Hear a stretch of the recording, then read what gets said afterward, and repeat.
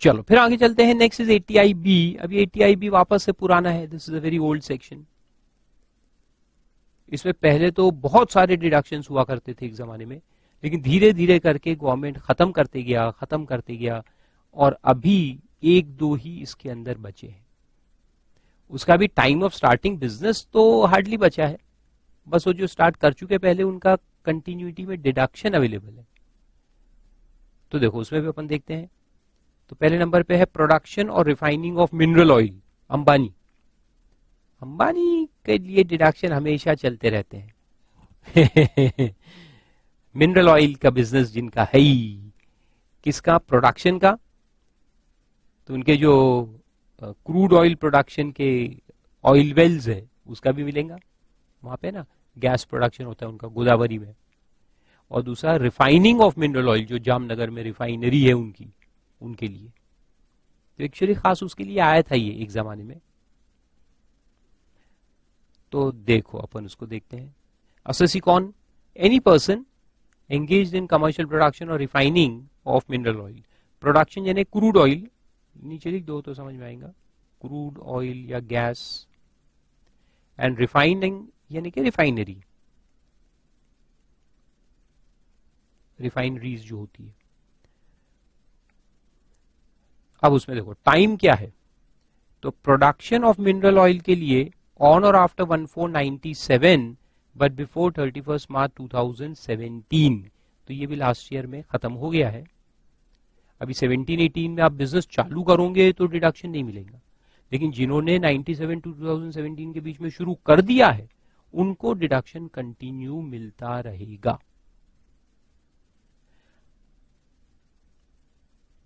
Then refining of mineral oil, जो बीच में और एक डेट दिया है वो कोई काम का नहीं है। रिफाइनिंग ऑफ मिनरल ऑयल के लिए 11098 से 2012 तक का टाइम दिया था, 31 मार्च 2012 जब जामनगर रिफाइनरी ओपन होने वाला था 98 में, फर्स्ट वाला, तो उसके लिए खास इसको डाला गया था रिफाइनिंग के लिए। और दूसरा उनका रिफाइनरी जो अभी बहुत बड़ा बना है वो 2012 के पहले शुरू होने वाला था, तो उसके लिए वहां तक रखा उसको, फिर उसको बंद कर दिया। तो अब जो रिफाइनरीज डाल रहे हैं 2012 के बाद उनको कोई डिडक्शन नहीं है। Thirdly engaged in commercial production of natural gas, इतना याद रखो, आगे जो दिया है मैं एक बार पढ़ूंगा लेकिन आपको नहीं समझ में आएगा और याद भी नहीं रखने का। In blocks licensed under 8th round of bidding for award of exploration contracts hereinafter referred to as NELP 8 under the new exploration licensing policy. कुछ समझ में आएगा? नहीं, भूल जाने का। Natural gas and begins commercial production on or after 149 and before 31st March 17। और दूसरा भी है commercial production of natural gas, last वाला डी पॉइंट, वो भी नेचुरल गैस वाला है। In blocks license under 4th round of bidding for award of exploration contracts for coal bed methane blocks, बस इसमें ये वर्ड याद रखो, कोल बेड मीथेन ब्लॉक्स। और इनका भी डेट वही है 2009 से लेकर के 2017, तो मैक्सिमम 2017 में खत्म हो गया है प्रोडक्शन ऑफ ऑयल या गैस, नेचुरल गैस। और रिफाइनरीज तो 2012 में ही खत्म हो गए, लेकिन जिन्होंने ये टाइम के बीच में इंडस्ट्री चालू कर दिया उनको आगे कंटिन्यूटी में डिडक्शन मिलते रहेगा। इवन इन 17-18 मिलेगा, 18-19 मिलेगा, 19-20 मिलेगा। उनके जो टाइम लिमिट्स है 7 साल का है, अभी नीचे बताऊंगा मैं, तो 7 साल तक कंटिन्यूअसली मिलता रहेगा। फिर एक्सप्लेनेशन में लिखा है कि for the purpose of claiming deduction under this subsection all blocks licensed under single contract which have been awarded under the new exploration licensing policy or have been awarded in pursuance of any law for the time in force or has been awarded by the central or state government shall be treated as a single undertaking। यानी आपका एक undertaking यानी corporate entity you can से, तो आपको एक ही उसके अंदर अगर अलग अलग लाइसेंस मिले हुए हैं तो आपको एज अ सिंगल यूनिट माना जाएगा एंड यू कैन क्लेम, सबका मिला के एक डिडक्शन आप ले सकते हो। ऐसा नहीं कि वो ब्लॉक अलग, ये ब्लॉक अलग, वो ब्लॉक अलग, तीनों के लिए अलग अलग डिडक्शन ले रहे, ऐसा नहीं, you are a single undertaking. Time and period of deduction है 100% profits for a period of 7 years, 7 साल 100% प्रॉफिट का डिडक्शन है। और आप और मैं गरीब मानुस, हमको 80C में दिया 1.5 लाख चिल्लर, और ये रिलायंस 100% प्रॉफिट्स फॉर 7 years। अब यहां पे याद रखोगे आईबी में चॉइस ऑफ ईयर्स नहीं रहते, आईबी में चॉइस ऑफ ईयर्स नहीं है। आईबी में 7 साल बोला तो ये होते हैं फर्स्ट 7 असेसमेंट ईयर्स, पहले 7 साल बस। अभी तक 3 सेक्शन में क्या देखा बनने की, you had choice, you can choose 10 out of 20, 10 out of 15, 3 out of 7 startup का देखा। यहां ऐसे चॉइस नहीं है, फर्स्ट 7 यानी फर्स्ट 7, दैट्स इट। तो वो एक हुआ ऑयल वाले, और दूसरा एक है,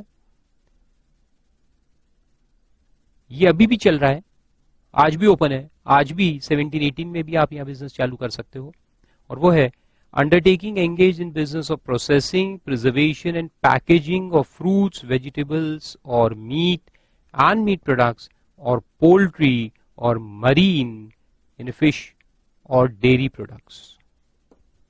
प्रोसेसिंग, प्रिजर्वेशन एंड पैकेजिंग का काम करो, वेजिटेबल प्रोसेसिंग करो, पैकेजिंग करो और उसको बेचो, तो आपको डिडक्शन मिलेगा। तो बहुत सारे कंपनीज इसमें इन्वेस्टमेंट कर रही है, आईटीसी और गोदरेज, इनके बड़े बड़े वेजिटेबल प्लांट्स है आजकल।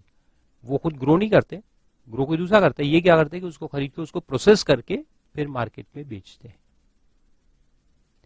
या फिर integrated business of handling, storage and transportation of food grains, ये भी कर सकते हो। हैंडलिंग, स्टोरेज, वेयर हाउसेस खोलो फूड ग्रेन्स के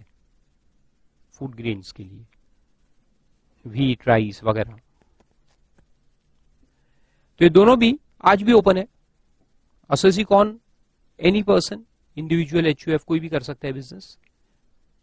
time for commencement of business क्या होना चाहिए? ऑन और आफ्टर 1/4/2001। 2001 से ये शुरू है, जो भी करेगा उसको डिडक्शन मिलेगा। कोई इसमें सनसेट अभी नहीं है, तो ये ओपन है, आज भी कर सकते हैं आप चालू।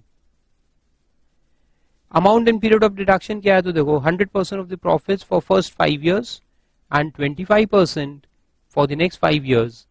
लेकिन कंपनी है तो 30%। यानी कि इंडिविजुअल है फारूक हक, तो पहले 5 साल 100%, उसके बाद 5 साल 25% डिडक्शन मिलेगा प्रॉफिट्स का।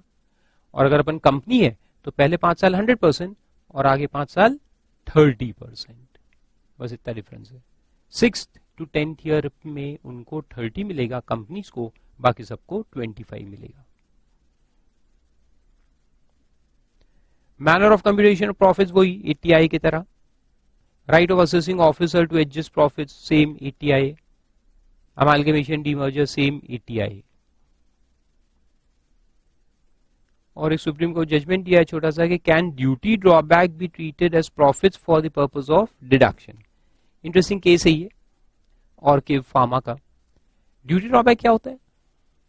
ड्यूटी ड्रॉबैक होता है कि जब ये अपनी फैक्ट्री है, मान लो इंडिया में,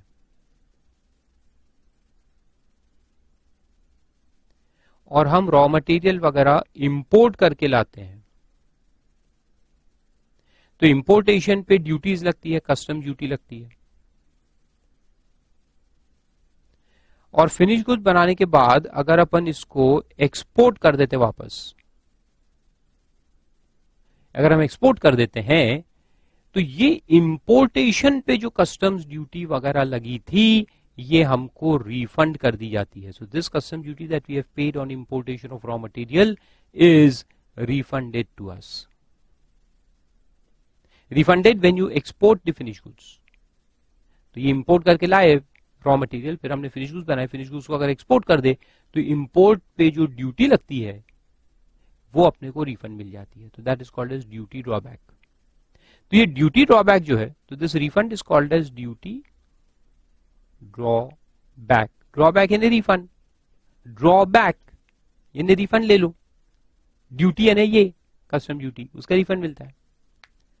और अगर रॉ मटेरियल पे एक्साइज ड्यूटी लगा है लोकल, तो वो भी रिफंड मिल जाता है। 3 चीज का रिफंड मिलता है, एक इंपोर्ट ड्यूटी का, फिर कुछ रॉ मटेरियल अगर इंडिया के है जिसपे एक्साइज लगा हुआ है तो उसका भी रिफंड मिलता है, और इनपुट सर्विसेज जो हम यूज करते हैं जिसपे सर्विस टैक्स लगा होता है तो वो सर्विस टैक्स का भी रिफंड मिलता है। तो customs, excise and service tax तीनों का मिलाकर हमको ड्यूटी ड्रॉबैक मिल जाता है क्योंकि हमने फिनिश गुड्स को एक्सपोर्ट कर दिया है। तो सवाल यह है कि अपना पीएनएल अकाउंट है, ठीक है, तो बाकी सारे खर्चे वर्चे तो है, नेट प्रॉफिट भी है, लेकिन ये जब रिफंड मिला तो हमने उसको यहां शो किया ड्यूटी ड्रॉबैक क्रेडिट में एक्स अमाउंट। अब ये शो किया तो ये प्रॉफिट में इंक्लूड हो गया ना, duty drawback is included in profit. ये रिफंड जो मिला तो रिफंड इज इनकम, तो वो हमने शो किया, वो प्रॉफिट में इंक्लूड हो गया है। तो क्या ये अमाउंट जो यहां इंक्लूडेड है क्या उस पे भी आपको डिडक्शन मिलेगा 100% या 25-30 जो भी? तो कोर्ट ने कहा नहीं, this duty drawback is not business profit, it is incidental income. Incidental incomes पे डिडक्शन नहीं है। ये जो डिडक्शन है ये है profits from business of prescribe nature जो अपन पढ़ रहे हैं। तो प्रिस्क्राइब नेचर के बिजनेस से आया हुआ प्रॉफिट होना चाहिए, और ड्यूटी ड्रॉबैक कोड कहता है कि ये इंसिडेंटल है, ये बिजनेस से आया हुआ प्रॉफिट नहीं है, it is not profit, hence it will not B entitled for deduction. तो ये ड्यूटी ड्रॉबैक यहां से माइनस करेंगे और फिर जो बैलेंस नेट प्रॉफिट बचेगा उसके ऊपर अपन डिडक्शन क्लेम करेंगे। Got it? तो देखो उसमें लिखा है, on this issue the Supreme Court following its decision in Liberty India case held that duty drawback receipts cannot be said to be profits derived from the business of industrial undertaking for the purpose of computing deduction under section 80 IB। यानी profit नहीं है, duty drawback profit नहीं है, इसलिए इस पे deduction नहीं मिलेगा। तो अपने को माइनस करना पड़ेगा नेट प्रॉफिट से, और जो बैलेंस नेट प्रॉफिट है सिर्फ उसका डिडक्शन मिलेगा।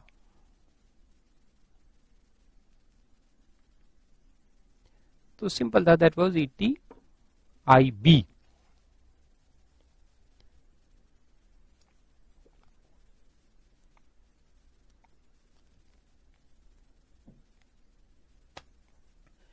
उसके बाद आगे चलते हैं, वेरी इंटरेस्टिंग, इसको इंपॉर्टेंट मार्क करो। This is housing project. ये बिल्डर लोगों के लिए है जो हाउसिंग प्रोजेक्ट्स कंस्ट्रक्ट करते हैं, टाउनशिप्स बनाते हैं, उनके लिए। तो देखो क्या कहता है, any assessee carrying out housing project, assessee कोई भी हो सकता है, कंपनी, बहुत सारे डेवलपर्स जो है वो कंपनी होते हैं, basically these are builders, you can से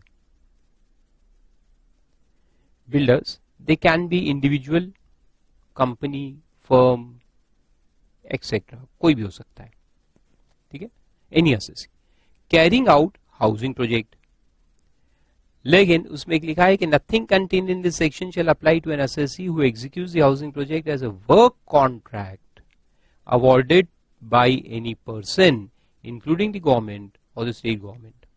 वर्क कॉन्ट्रैक्ट बेसिस पे जो काम करते हैं उनको ये डिडक्शन नहीं मिलेगा। तो क्या समझ में आया? कुछ भी नहीं आया? देखो सिंपल है, होता क्या है कि ये एक मेन बिल्डर है जो कि पूरे कंस्ट्रक्शन का काम करने वाला है। उसने बड़ा एक टाउनशिप निकाला है, फुल टाउनशिप है जो डेवलप कर रहा है, जिसमें 1000 फ्लैट्स आने वाले हैं प्लस फैसिलिटीज एंड ऑल। अब इसने बिल्डर ने पूरा काम उठाया, so he has got the land and now he is going to construct this whole township and then sell the flats. अब इसमें जो कंस्ट्रक्शन का काम है, एक्चुअल जो बनाने का काम रहता है, ये वो खुद थोड़ी करता है, वो लोगों को हायर करता है, कॉन्ट्रैक्टर्स होते हैं, तो उनको कहते हैं वर्क कॉन्ट्रैक्टर्स। तो वर्क कॉन्ट्रैक्टर को हायर करके वो उनको काम दे देता है। So builder contracts you a contractor and says that you go and do construction, construction करके दो। प्रोजेक्ट किसका है? बिल्डर का है, बिल्डर पैसे लगा रहा है, लेकिन काम वो थोड़ी करेगा, वो कारा खिलाओ और उसको देखो कि साला वो चूना बराबर मार रहा है कि नहीं मार रहा, कि सीमेंट डाला कि नहीं डाला, उसका काम थोड़ी है बिल्डर का। तो वो वर्क कॉन्ट्रैक्टर को हायर करता है कि आप जाओ और ये पूरा टाउनशिप कंस्ट्रक्ट करो। उनसे उनका रेट फिक्स हो गया है, maybe they are going to pay 1500 पर square feet as construction cost. तो वर्क कॉन्ट्रैक्टर जो है यही लाएगा पूरा material, he will bring complete material, cement, steel, जो भी लगता है, plus labour and other expenses, जो भी एक्सपेंस है वो सब वो इनकर करेगा कंप्लीट। मैं सिर्फ उसको 1500 रुपए पर स्क्वायर फीट के हिसाब से पेमेंट कर दूंगा और कहूंगा कि भैया मेरे को बना के दो बिल्डिंग। फिर वो बिल्डिंग बन जाएंगी, फिर मैं कस्टमर्स को बेचूंगा। कस्टमर को बेचेगा कौन? बिल्डर। वर्क कॉन्ट्रैक्टर ओनर नहीं है, वो सिर्फ काम करने का है, कंस्ट्रक्शन का वर्क करेगा, मटेरियल लाएगा, सीमेंट, स्टील वगैरह, सैंड, ब्रिक्स, लेबर लगाएगा और बना कर देगा। और हम उसको इस काम के लिए कितना पैसा देंगे? 1500 रुपीज पर स्क्वायर फीट। तो सवाल यह आया कि ये वर्क कॉन्ट्रैक्टर का जो प्रॉफिट आएगा, is he eligible for deduction under this section? Answer is no. Work contractor को कोई डिडक्शन नहीं मिलेगा। Is the builder entitle for deduction? Yes, builder को डिडक्शन मिलेगा, लेकिन जो वर्क कॉन्ट्रैक्टर है उसको नहीं मिलेगा।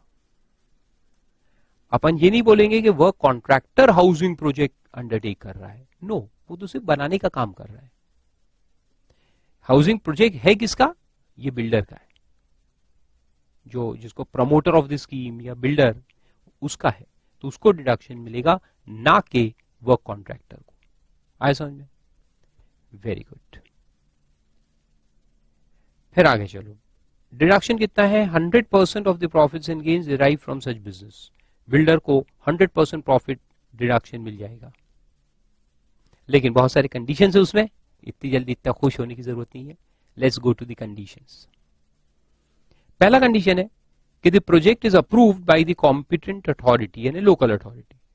अपन कोई भी बिल्डिंग स्कीम बनाते हैं तो उसका अप्रूवल लेके आना पड़ता है ना लोकल अथॉरिटी से, तो उसको कहते हैं कॉम्पिटेंट अथॉरिटी। तो उसका अप्रूवल अपने को मिलना चाहिए कब? After first day of June 2016 but on और बिफोर 31st of March 2019। अपने प्रोजेक्ट का अप्रूवल, प्रोजेक्ट यानी क्या? वो पूरा जो लेआउट प्लान बनाते हैं ना, आर्किटेक्ट पूरा प्लानिंग बनाएगा, फुल बिल्डिंग प्लान, फिर उसको अपन भेजते हैं अप्रूवल के लिए लोकल अथॉरिटी के पास। तो वो अप्रूवल अपने को मिल जाना चाहिए कब? 1 जून 16 से लेकर के 31 मार्च 19 के बीच में अप्रूवल मिलना चाहिए। क्या मिलना चाहिए? प्लान सैंक्शन होना चाहिए, है ना। अपन बोलते हैं ना, जिनको थोड़ा सा भी नॉलेज है उस फील्ड का, प्लान सैंक्शन होके आया तो वो कब आना चाहिए? 31 मार्च 19 के पहले। अब प्लान सैंक्शन हो गया तो अब कंस्ट्रक्शन शुरू करना पड़ेगा। तो कंस्ट्रक्शन फिनिश करने का टाइम कितना है देखो। तो second point, the project is completed, यानी पूरा कंस्ट्रक्शन फिनिश होना चाहिए within a period of 5 years from the date of approval by the competent authority. तो ये जो अप्रूवल है यहां देखो, अप्रूवल 31 मार्च 19 के पहले आ जाना चाहिए, और जिस दिन अप्रूवल आया उस दिन से 5 साल के अंदर आपका प्रोजेक्ट कंप्लीट होना चाहिए। प्रोविजो में लिखा है provided that when the approval in respect of the housing project is obtain more than once. अब देखो आप चालाकी क्या करोगे। मान लो कि ये अप्रूवल मिला 10th of October 17 को, 10 अक्टूबर 17 को अप्रूवल मिला, तो आपको 5 साल में कंप्लीट करना है। तो 5 साल कहां लैप्स होंगे? 10 अक्टूबर 17 से 18, 19, 20, 21, 22, 10-10-22 को अपने 5 साल लैप्स हो रहे। अब अगर कंस्ट्रक्शन फिनिश नहीं हुआ है तो आ जाएगा प्रॉब्लम। तो अपन क्या करेंगे, 2021 के आसपास जब हमें मालूम पड़ेगा कि ये फिनिश होने वाला नहीं है, अपन छोटा मोटा एक चेंज कर लेंगे स्कीम के अंदर। एक बिल्डिंग में थोड़ा सा इधर थोड़ा उधर कुछ कुछ चेंजेस दिखाएंगे। अगर आपको बिल्डिंग प्लान में थोड़ा सा भी चेंज करना है, सैंक्शन जो हो गया है सैंक्शन प्लान में थोड़ा सा भी चेंज करना है, you have to go for re approval. हमको री अप्रूवल लेना पड़ता है। तो री अप्रूवल का एप्लीकेशन किया, फिर री अप्रूवल मिला, रीअप्रूवल मिला तो अपन बोलेंगे कि now this is the final approval, यहां से 5 साल काउंट होंगे। तो ऐसा होगा क्या? फिर तो आप हर 3-4 साल में रीअप्रूवल लेके आओगे, फिर और 5 साल, फिर और 5 साल, ऐसे हो जाएंगे। तो गवर्नमेंट ने कहा नहीं, पहला अप्रूवल जो मिला था वही काउंट होगा और 5 साल वहीं से मिलेंगे फर्स्ट अप्रूवल से, not from each time of reapprovals. Clear? तो देखो उसमें क्या कि where the approval in respect of the project is obtained more than once, the project shall be deemed to have been approved on the date on which the building plan of such housing project was first approved by the competent authority। यानी जो 5 साल अपन देखेंगे वो कहां से देखेंगे? First approval से, and not the last approval. तो आप रीअप्रूवल करा के टाइम को बढ़ा नहीं सकते। Clear? Second point, the project shall be deemed to have been completed when a certificate of completion as a whole is obtained in writing from the competent authority. अब complete हो गया कैसे पता चलेगा? मैं कहूंगा कंप्लीट हो गया, ऐसा नहीं। सर्टिफिकेट ऑफ कंप्लीशन लेने का रहता है। किससे? लोकल अथॉरिटी से। As and when you complete your construction, you have to go and make an application for completion certificate। फिर ऑफिसर आएगा, सब कुछ चेक करेगा, सब बराबर है, सारे नल में पानी आ रहा है, सब फिटिंग हो चुके हैं, कंप्लीशन है, तो सर्टिफिकेट देता है। Then C point says the carpet area of shop or other commercial establishment included in the housing project does not exceed 3% of the aggregate carpet area।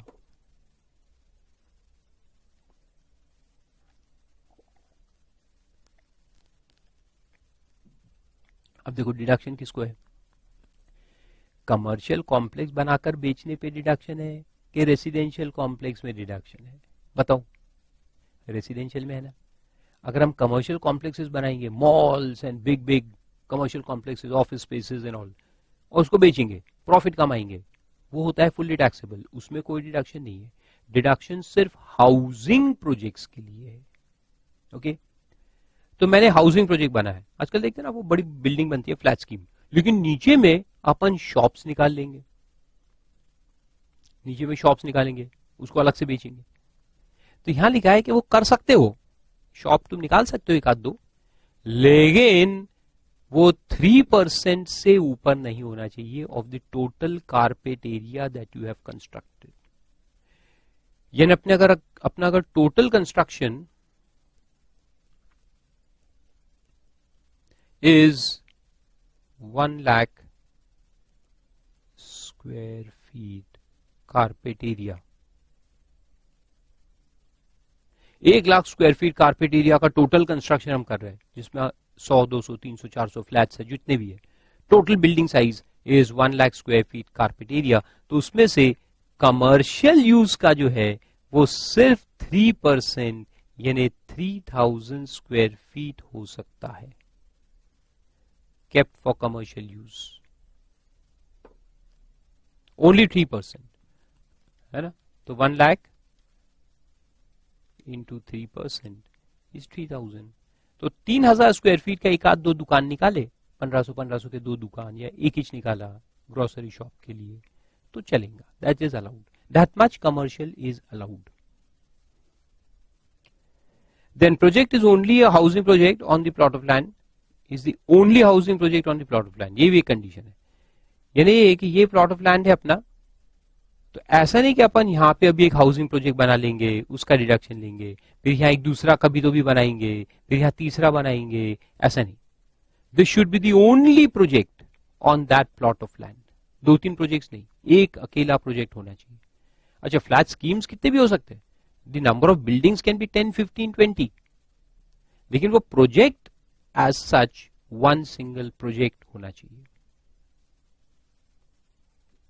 Then where the residential unit in the housing project is allotted to an individual, अभी रुक जाओ जरा, इस point के पहले थोड़ा सा logic समझाना पड़ेगा।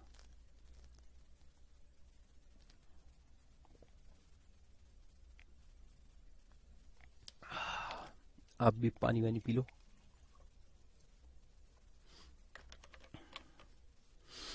चार सांस लंबी ले लो, एनर्जाइज योरसेल्फ।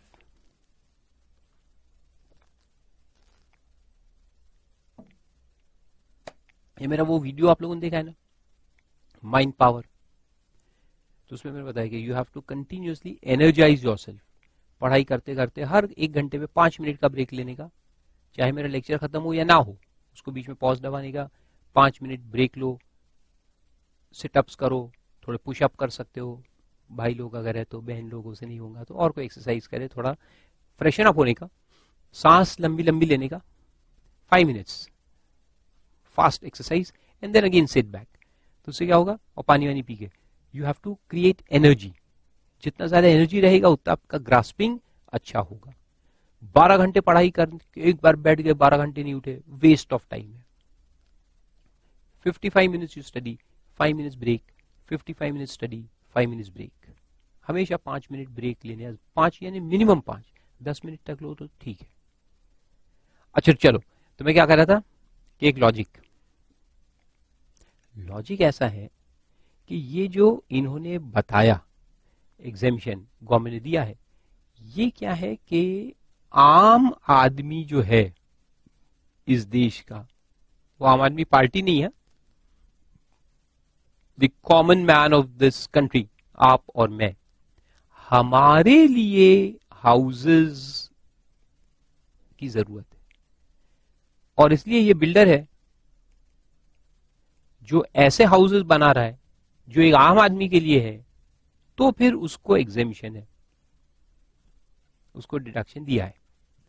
लेकिन वो करोड़पति लोगों के लिए अगर घर बनाएगा, बड़े बड़े घर, 6,000 square feet, 10,000 square feet for Ambanis and Adanis and Farooq Haqs and all, नाम के लिए, तो फिर उसको डिडक्शन नहीं देने का।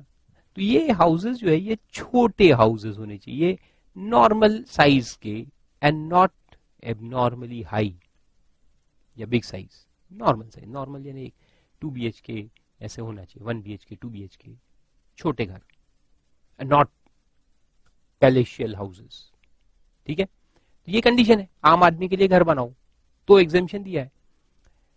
तो फिर ये बिल्डर क्या करता है, एक चालाकी करता है, मालूम है? ये जब मैं बहुत साल पहले बॉम्बे में था तो मैंने देखा था, 2004, 5, 6, 7, 8 when I was in Bombay from 4 to 8. At the time I used to stay in Andheri, Lokhandwala complex एक एरिया है, बहुत मस्त एरिया है, वहां में रहता था। तो वहां एक नया स्कीम बना था, और ये सेक्शन जो अपन अभी पढ़ रहे हैं ना, ऐसा ही एक सेक्शन पहले 80IB में था, एक क्लॉज था 80IB में, उस जमाने में ऐसा ही था, बिल्कुल सिमिलर लाइंस पे था कि हाउसिंग स्कीम वालों को डिडक्शन था। तो वहां बिल्डर ने क्या किया था मालूम है, कि बॉम्बे का लिमिट था उस जमाने में 1000 स्क्वायर फीट के, एक फ्लैट 1000 स्क्वायर फीट से ऊपर नहीं होना चाहिए। अब 1000 square feet is quite, you can से लिटिल बिट स्मॉल। 1 BHK तो ठीक है, 2 BHK में थोड़ा छोटा हो जाता है, और 3 BHK तो बन ही नहीं सकता। तो इसने क्या किया था कि छोटे छोटे घर बनाए थे, यानी फ्लैट्स बनाए थे of may be 800 square feet, 800 ऐसे उसने बना दिए।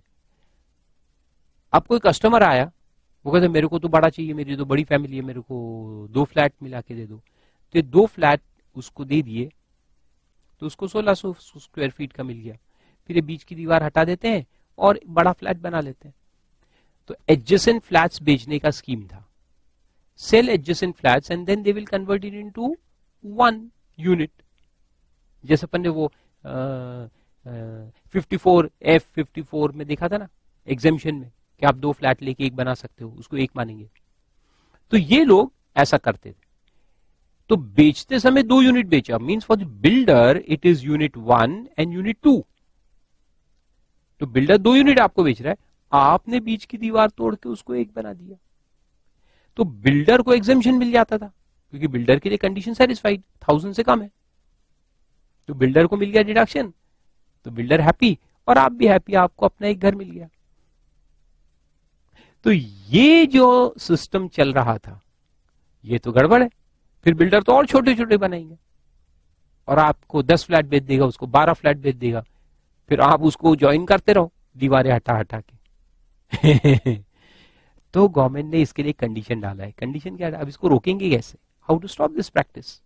तो गवर्नमेंट ने कहा कि ये 1600 स्क्वायर फीट आपने मिस्टर मोहता करके एक आदमी थे उसको बेचा था ना, तो दोनों फ्लैट उनको बेचे दे, मोहता मोहता, और मोहता ने उसको ज्वाइन करके बना दिया मोहता। तो गवर्नमेंट ने कहा कि नहीं नहीं नहीं, ये प्रैक्टिस को तो रोकना पड़ेगा, क्योंकि इंटेंशन सही नहीं है। बिल्डर का इंटेंशन बड़े फ्लैट बेचने का है, लेकिन वो बेचेगा छोटे छोटे, किसी को 2 बेचेगा, किसी को 4 बेचेगा, किसी को 3 बेचेगा, और फिर वो ज्वाइन कर लेंगे। तो गवर्नमेंट ने कहा नहीं। गवर्नमेंट ने कहा कि इस स्कीम में, इस पूरी स्कीम में जो पूरी स्कीम है तुम्हारी, उसमें 2000 फ्लैट, 4000 फ्लैट जितने भी होंगे, एक आदमी को एक ही फ्लैट बेचने का। आप 2 फ्लैट नहीं बेच सकते। तो अगर उसको एक फ्लैट बेचा है तो इसी स्कीम में उसको दूसरा फ्लैट नहीं बेचने का। अगर बेचा तो उसका एग्जेम्पशन तुमको नहीं मिलेगा। उस फ्लैट का जो प्रॉफिट है वो टैक्सेबल में आएगा।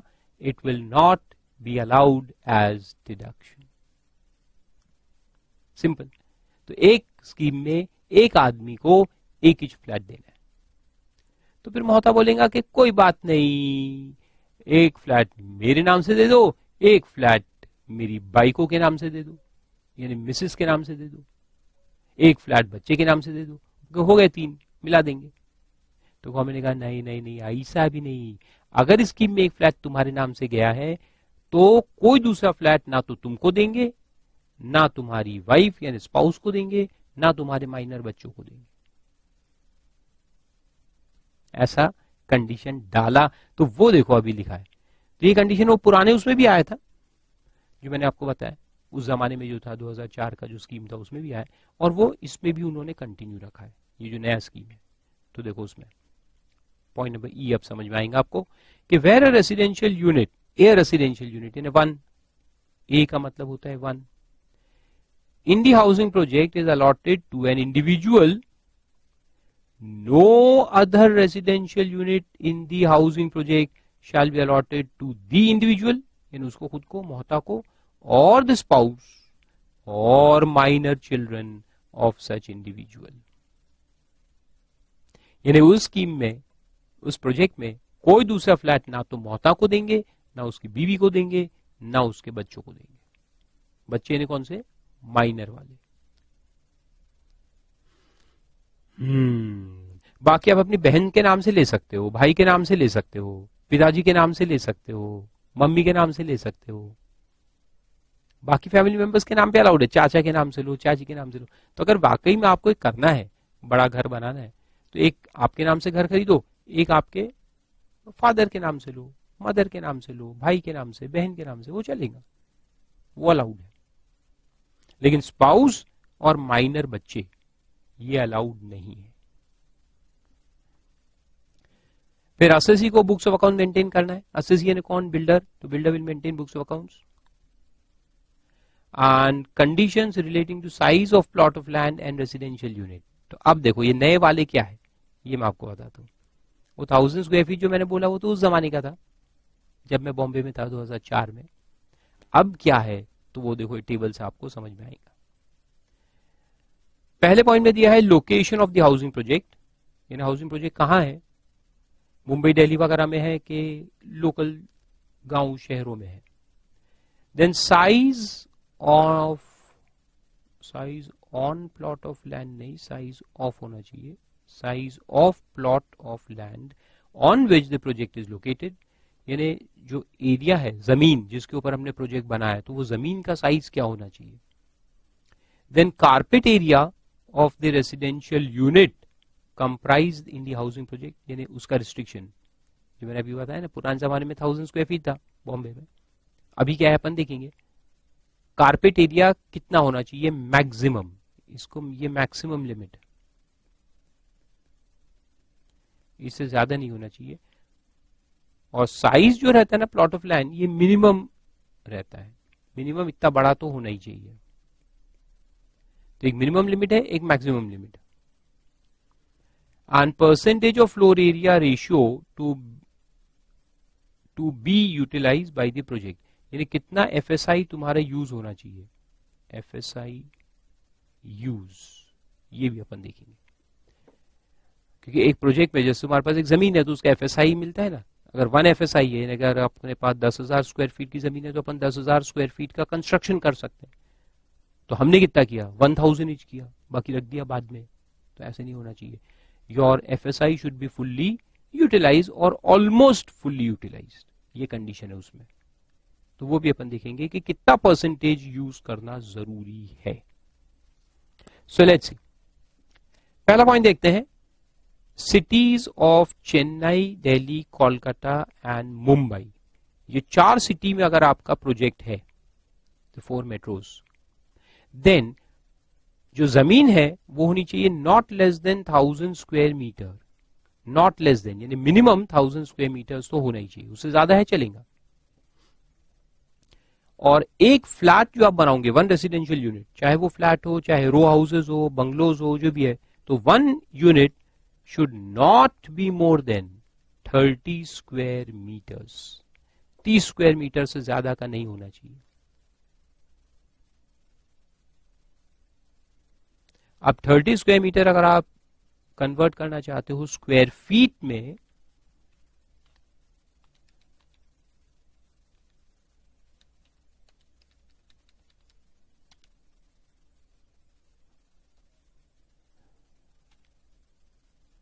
उसका रेशियो है मेरे ख्याल से 10.744 है मोस्ट प्रोबेबली।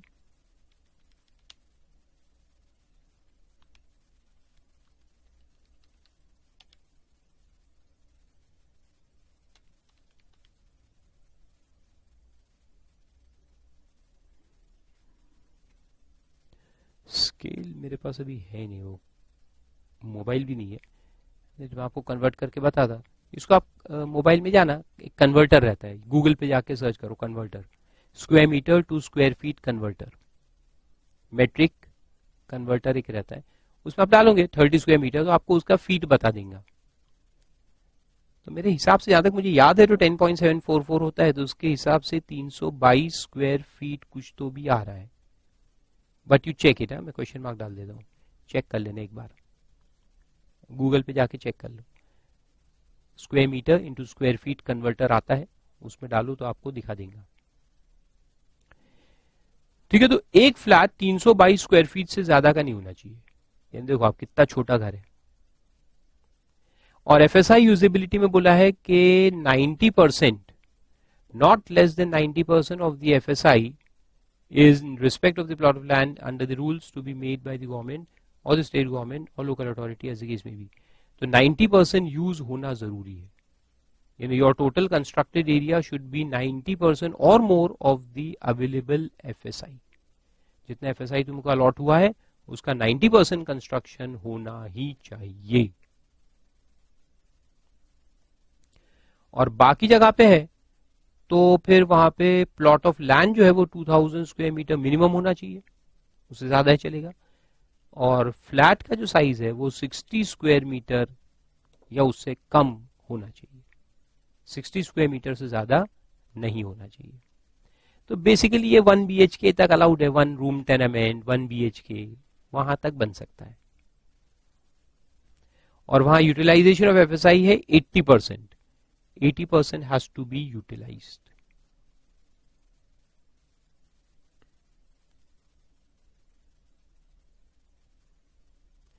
और आगे लिखा है no deduction for person executing the housing project as a work contract. ये तो मैंने आपको बताई, वर्क कॉन्ट्रैक्ट करोगे तो डिडक्शन नहीं है। और ये टेबल के सारे फिगर्स आपको याद रखना है। दिल्ली बॉम्बे में लैंड कितना होना चाहिए, 1000 स्क्वायर मीटर या उससे ज्यादा, बाकी जगह पे 2000 स्क्वायर मीटर उससे ज्यादा या उससे ज्यादा। और एक फ्लैट का size maximum 30 square meters and maximum 60 square meters. And floor space index का यूटिलाइजेशन कितना होना चाहिए, तो ये 4 सिटी में है तो 90%, क्योंकि वहां वैसी जगह कम है। FSI should be fully utilized almost 90%, और बाकी जगह पे 80%।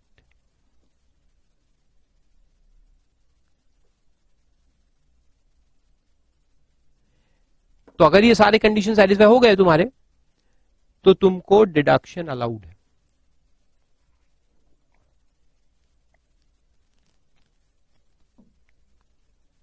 जबरदस्त डिडक्शन है। देखो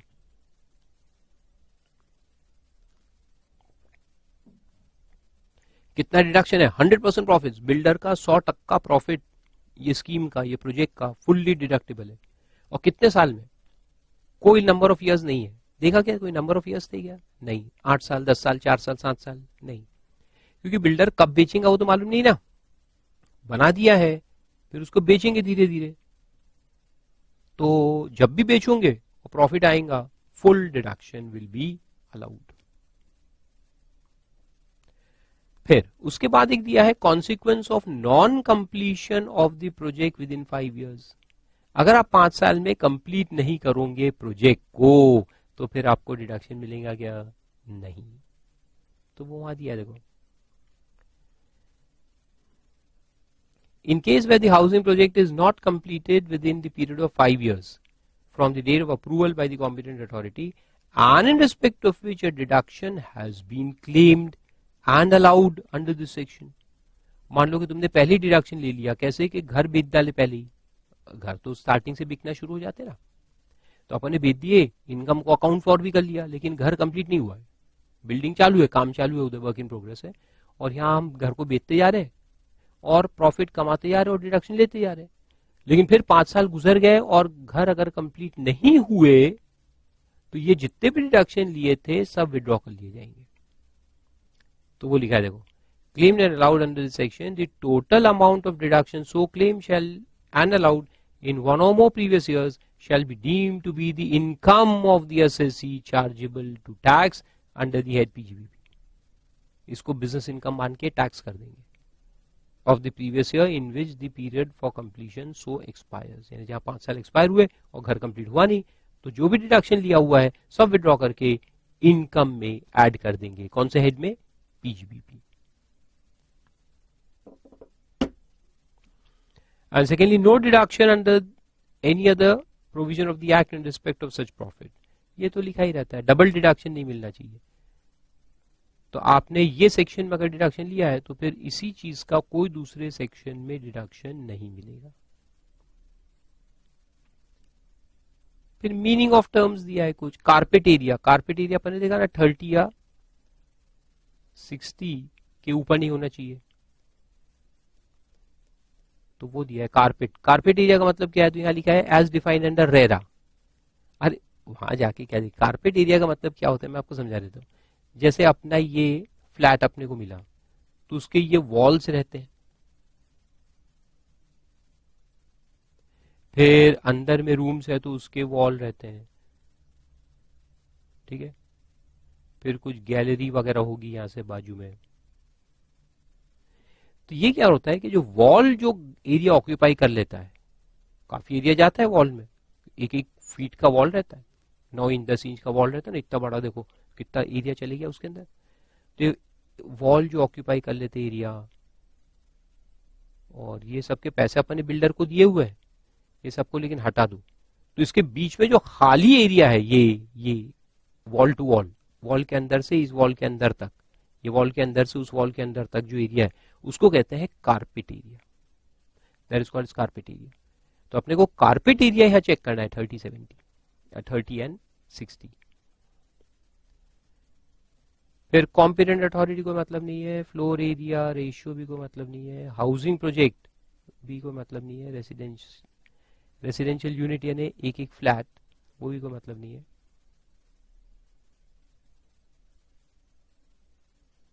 तो ऐसा है। तो देखो बिल्टअप एरिया अपन नहीं देखेंगे, अपन क्या देखेंगे? Carpet area.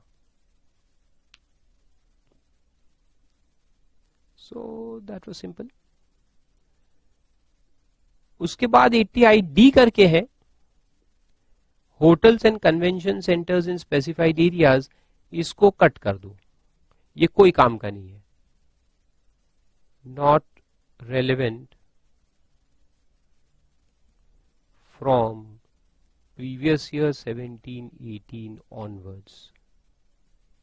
तो इसको ये कट भी कर सकते हो पूरा, इसको 80I-D को पूरा ही कट कर दो, क्योंकि 17-18 से एप्लीकेबिलिटी नहीं है। क्यों? देखो इसमें 5 साल का डिडक्शन था होटल इंडस्ट्री के लिए, और उनको कमेंसमेंट का टाइम दिया था 2013 के पहले, यानी 12-13 लास्ट ईयर था, ये देखो टिल 31 मार्च 13।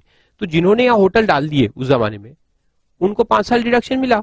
तो कौन से मिला होगा लेटेस्ट? 12-13, 13-14, 14-15, 15-16, 16-17, खत्म हो गए 5 साल। अब 17-18 में इसमें कोई डिडक्शन नहीं मिलने वाला, इसलिए कोई काम का नहीं है। It has died its own death. तो ये कुछ भी पढ़ने की जरूरत नहीं है।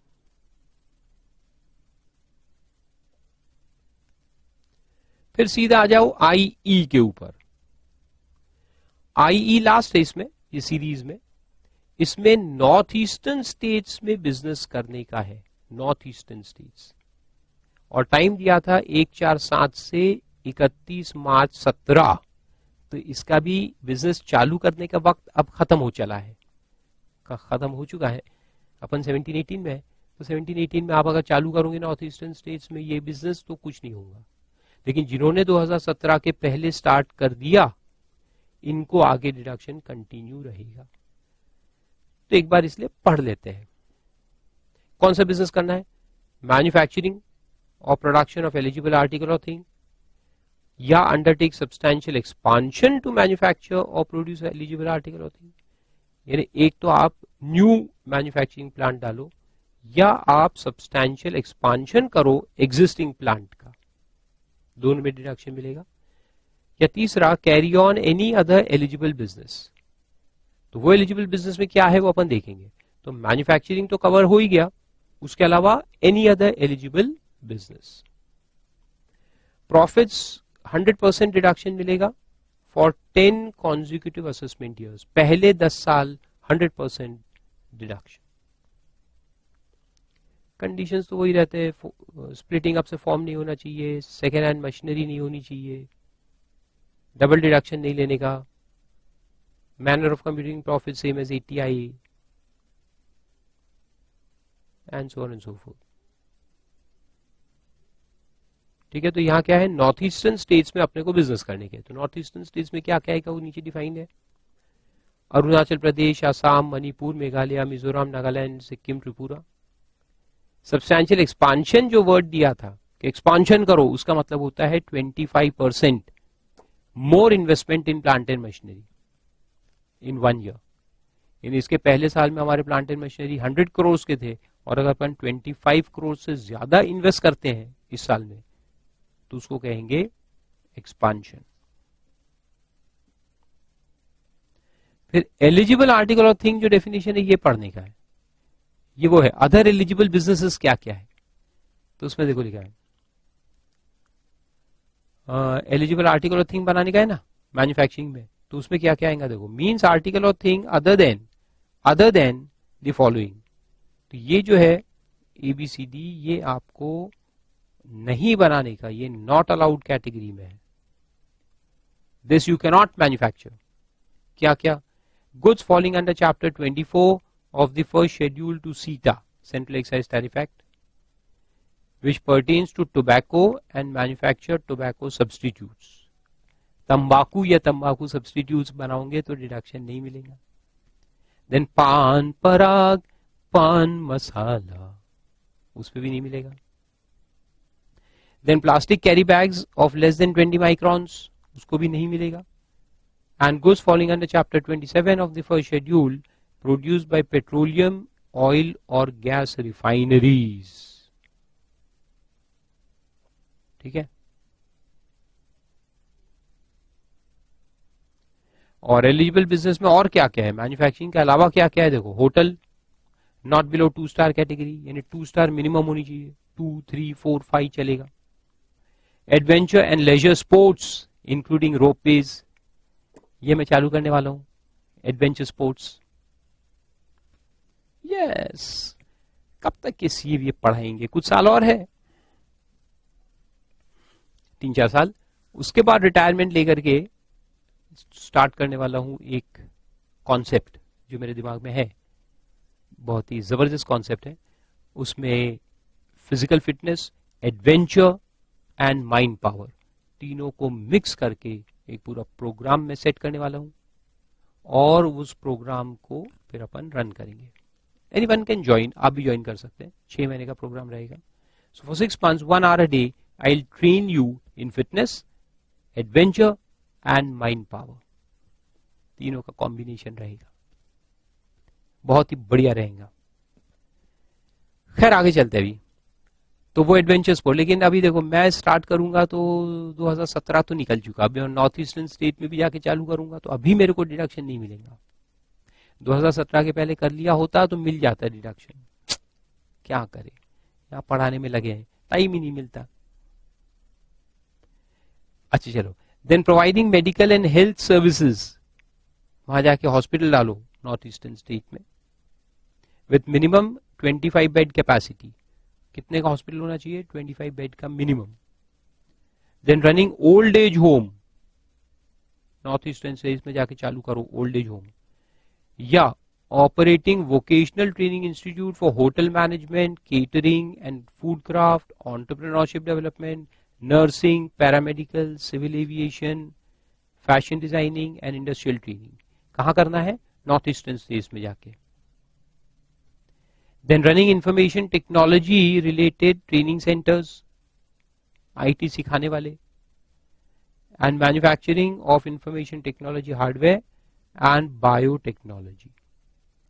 इतने businesses है जो आप वहां पर नॉर्थ ईस्टर्न स्टेट्स में जाकर कर सकते हो. तो आए समझ में?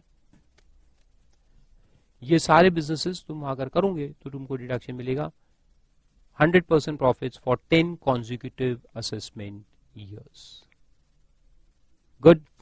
So this was the deduction. 80IA से सीरीज शुरू हुआ to 80IE. तो इसमें जितने भी सेक्शंस हमने देखे वो सब कॉमन लाइंस पे चलते हैं, और उसमें manner of calculation of profit और वो सब जो है वो 80I में जो देखा था अपन ने ओरिजिनली वही रखता है. ओके.